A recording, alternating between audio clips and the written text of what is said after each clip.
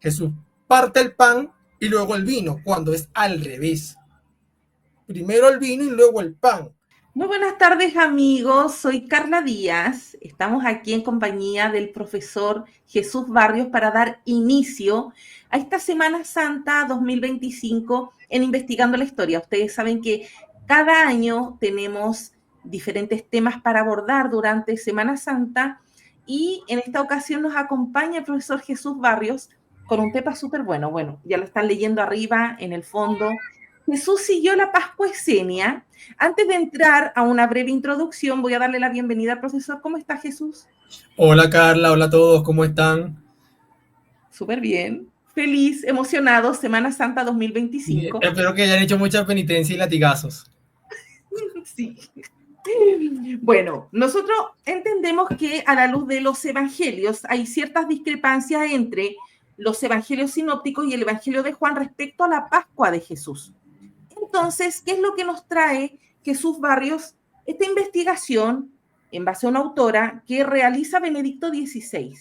Bien es conocido que los sinópticos, los evangelios sinópticos, nos presentan una cronología diferente respecto a Juan en cuanto a la fecha de la celebración de la última cena y de la muerte de Jesús. Si bien ambos coinciden en que se da la muerte de Jesús en vísperas del Shabbat, lo que no se coincide es en el día del mes. Es decir, en si se está celebrando la Pascua en el 14 de Nisan, en la noche del 14 de Nisan, o en la noche del día 15 de Nisan. Los sinópticos, como nos los presenta que Jesús está celebrando la cena en la noche del día 15 de Nisan, como mandaba el libro del Éxodo. Al día siguiente, el día 14, al día siguiente celebrarás la Pascua, la cena del Señor, el Seder. Pero Juan nos los presenta en la noche del día 14. Entonces, la duda de los exegetas es, si se celebra la noche del día 14, entonces no es una cena, no es un Seder de Pesach, porque tendría que haber sido en la noche del día 15.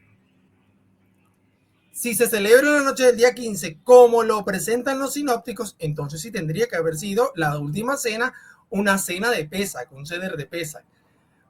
Aquí hay otras aristas también que hay que examinar con los sinópticos. ¿Qué sucede? Ratzinger, en su obra Jesús de Nazaret, Joseph Ratzinger, quien después fue el Papa Benedicto XVI, en esta obra que él presenta en los años, entrados los años 2000, que tiene 3 tomos, este sería el tomo 2.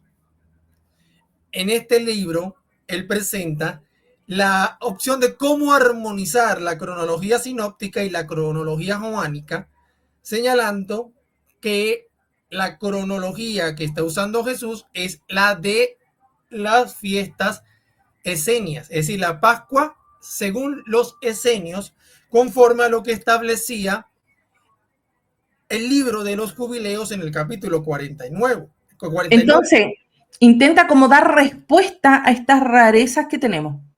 Exacto, busca armonizarlas a partir de allí, afirmando que entonces Jesús estaría celebrando la Pascua según el calendario de los esenios.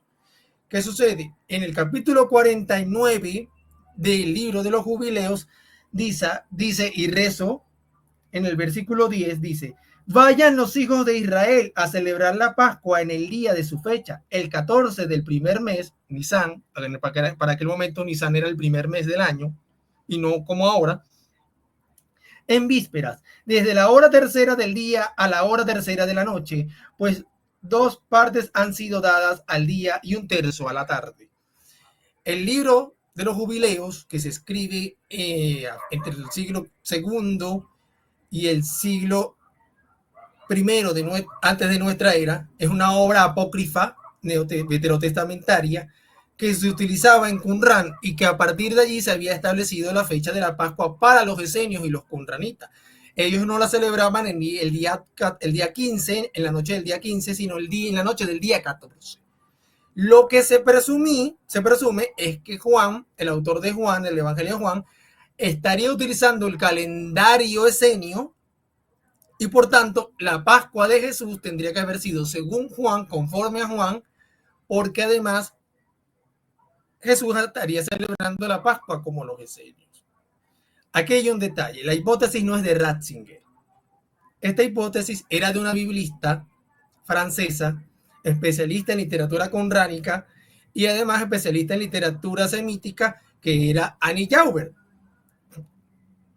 Sí, aquí está la carátula, el libro El Evangelio según Juan, este sería el cuaderno bíblico de Annie Jaubert. Hay un libro grosso más grande sobre el Evangelio según Juan de Annie Jaubert. Annie Jaubert planteó esta hipótesis para armonizar y solucionar el dilema de las cronologías o la diferencia en las cronologías que hay entre los sinópticos y Juan. ¿Por qué Juan lo pone en el día 14, en la noche del día 14, y por qué los sinópticos en la noche del día 15? El caso tal, hay aquí un dilema. La hipótesis de Jaubert ha sido descartada por la mayoría de los biblistas. Por la mayoría de los biblistas. Raymond Brown dijo en su libro sobre el Evangelio de Juan, en dos libros, el libro del Evangelio de Juan y el libro del Evangelio de Juan y las cartas juánicas. Él tiene dos libros dedicados a la literatura juánica. Raymond Brown escribe en ambos libros que no está de acuerdo con decir que Jesús era un esenio. Ok, bien es cierto que no todos los esenios vivían en Qumran. El dilema está en que no consideraba a Jesús un esenio porque aunque tenía unas fuertes denuncias contra la actitud de los fariseos y el nivel de corrupción que había por parte de los saduceos en manejo del templo, Jesús nunca dejó de ir al templo.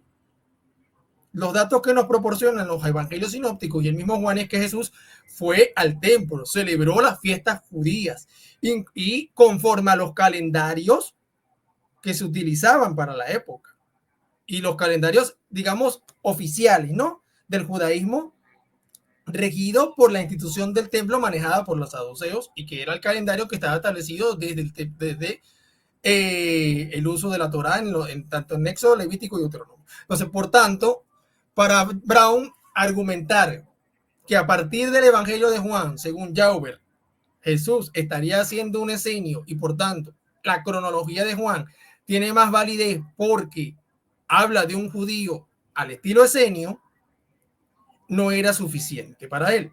¿Por qué? Porque los datos que proporcionan los evangelios sinópticos y Juan de un Jesús yendo a celebrar las fiestas muy tranquilamente le hacían considerar la posibilidad de que no era nada esenio.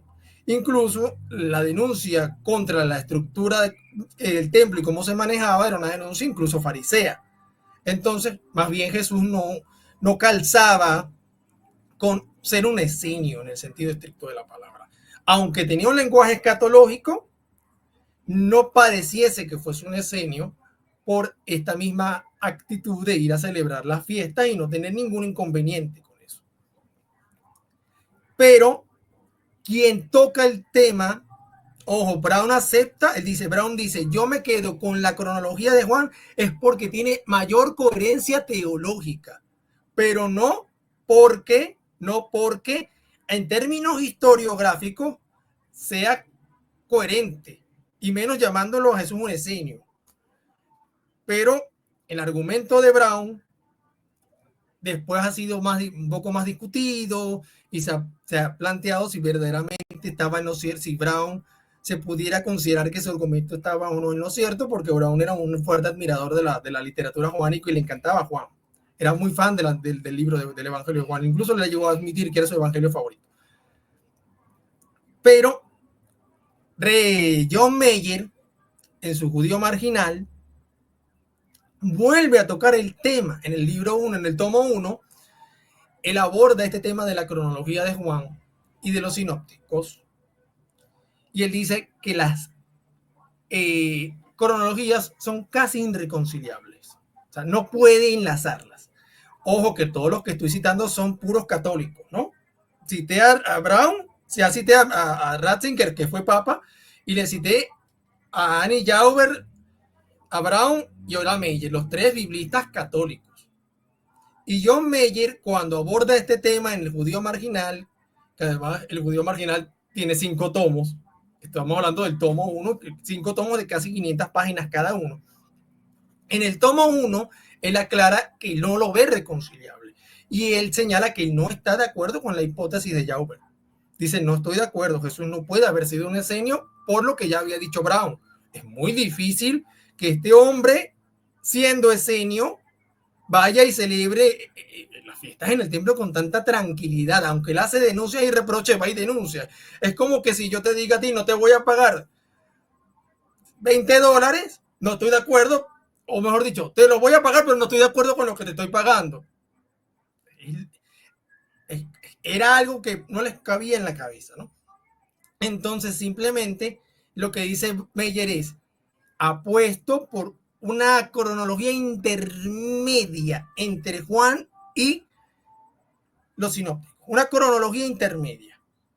Una cronología intermedia que sea más armónica, en donde evidentemente va a imperar un poquitico más Juan, porque es el que parece intentar arreglar el desfase, arreglar la inconsistencia de los sinópticos. ¿Por qué la inconsistencia de los sinópticos? Porque, y esto lo explica el doctor Antonio Piñero, excelente, la cena como está planteada en los sinópticos no es una cena pascual, no tiene coincidencia con una cena pascual. Y la cena de Juan, y eso lo deja claro tanto Meyer como Brown, no es una cena pascual tampoco. La cena de Juan ni siquiera tiene un tinte eucarístico. Si tú te lees la tradición de la cena en Juan, no hay fracción del pan, no se reparte el vino.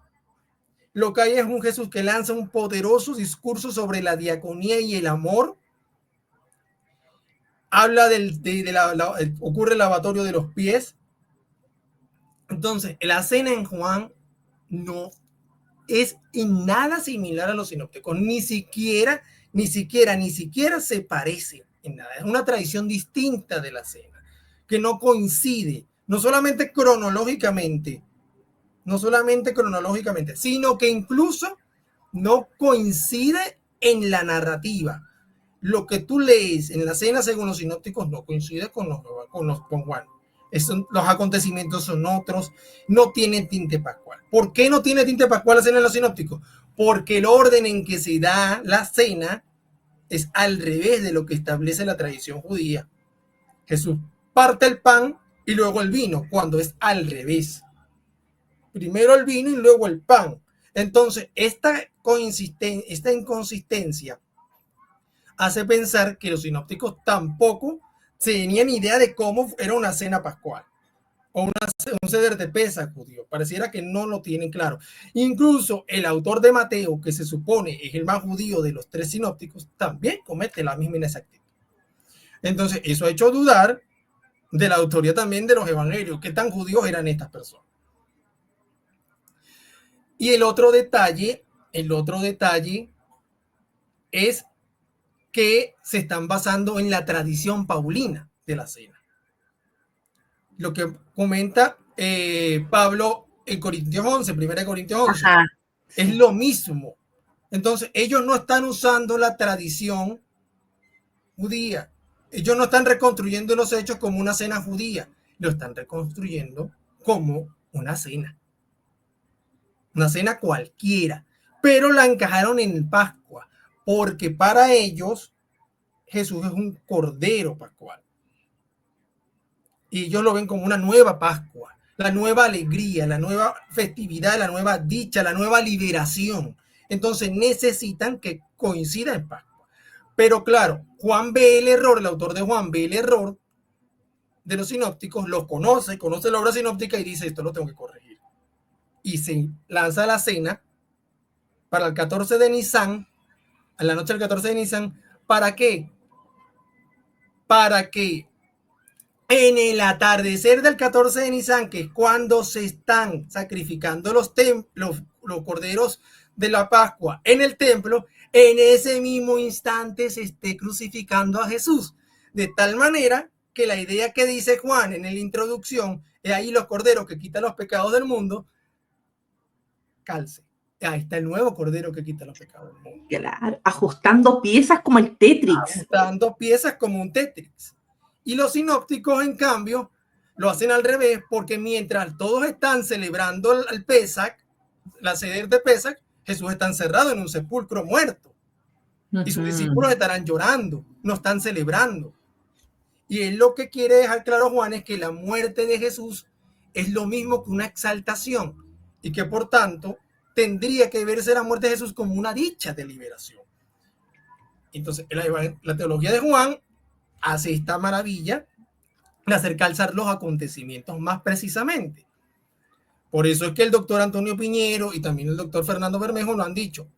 Hay que extender la pasión de Jesús a semanas o meses, porque la cronología sinóptica no y la cronología de Juan no colaboran.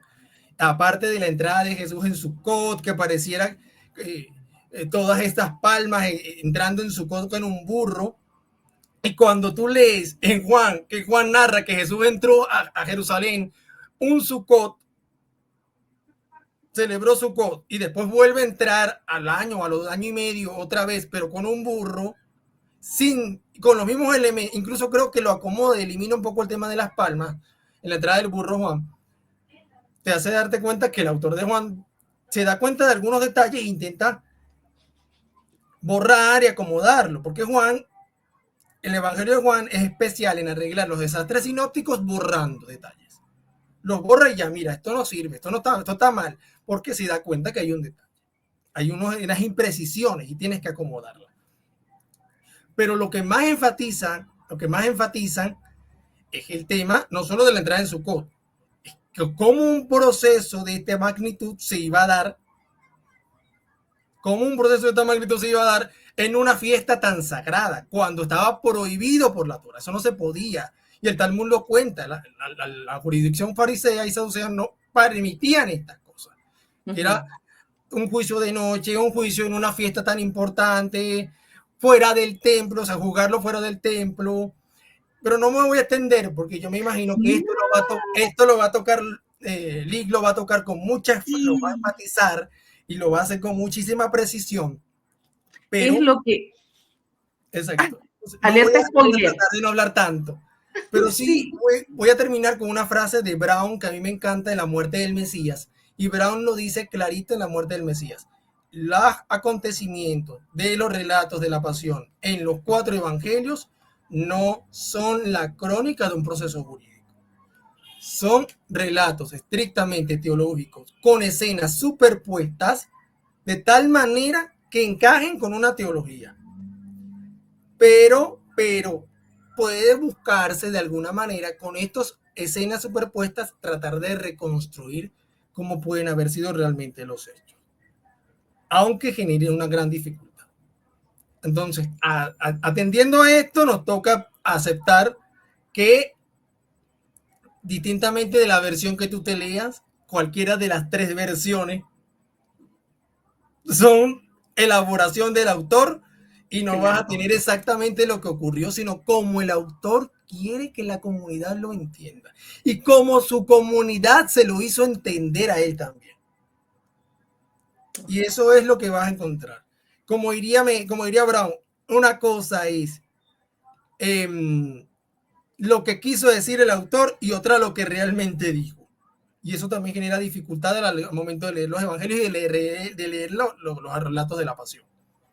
Excelente. Bueno, y como ya estabas anunciando, hay un siguiente video que también forma parte de esta Semana Santa 2025 en ILH, que es como una segunda parte a cargo de Magister Levi.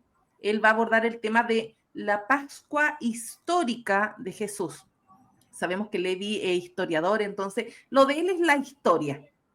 Con él vamos a tener como la respuesta a todo esto que ha ido planteando Jesús, que nos dejó al final del video como abierta esta puerta de que pudo extenderse un poco más, que es lo que dice el doctor Antonio Piñero. Así que esperen esa continuación con Magister Levi.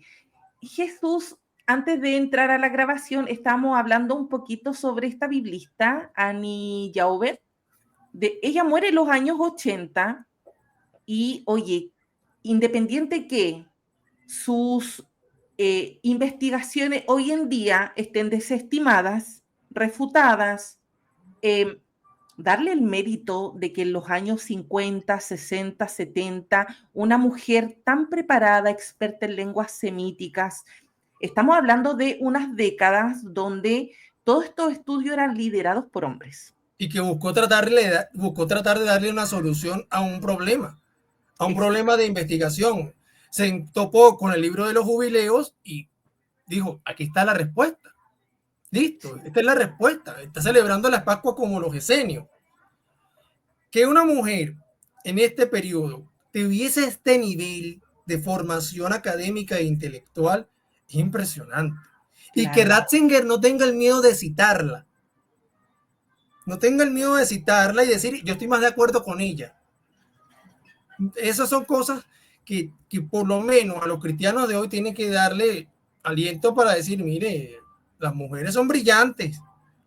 Y una mujer puede ser tan buen biblista y tan buen teólogo como un hombre o como un sacerdote. Nada tiene que envidiarles. Mi primera profesora de Biblia fue mujer, es mujer. O sea, y es impresionante, con una formación intelectual impresionante. Y como ya me lo he dicho, yo no tengo nada que envidiarle a ninguno de ellos. Ellos me tienen que envidiar a mí, porque les doy clase.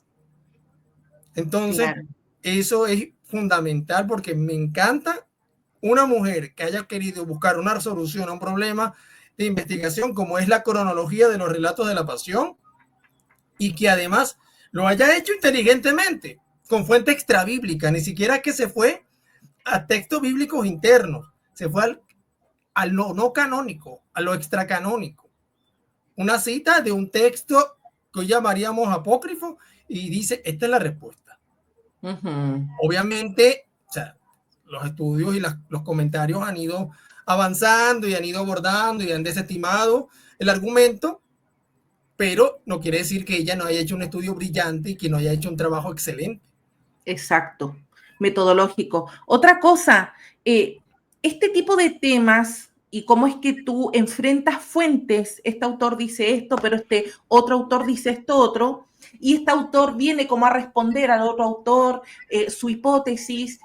Nos damos cuenta que entre académicos pueden discrepar y ninguno de los dos deja de ser menos académico porque uno no esté de acuerdo con la hipótesis del otro o porque se la responda, la refute. Entonces podemos ver a la luz de este tipo de cápsula lo variada que es la academia. Y eso me encanta verlo así. Porque desde afuera la gente muchas veces puede hacerse la idea de que la academia dice esto. No, la academia es enorme y dentro la componen un montón de académicos con distintas líneas de investigación. Exacto. Me encanta. Bueno, Jesús, gracias. Inauguraste esta semana santa en Investigando la Historia, así que es la primera cápsula que tenemos para los amigos. Recuerden comentar, dar like, apoyar, compartir. Y gracias, Jesús, gracias por formar parte de este proyecto. Nos vemos. Gracias, amiga, gracias a ti por el espacio, como siempre. Saludos a todos.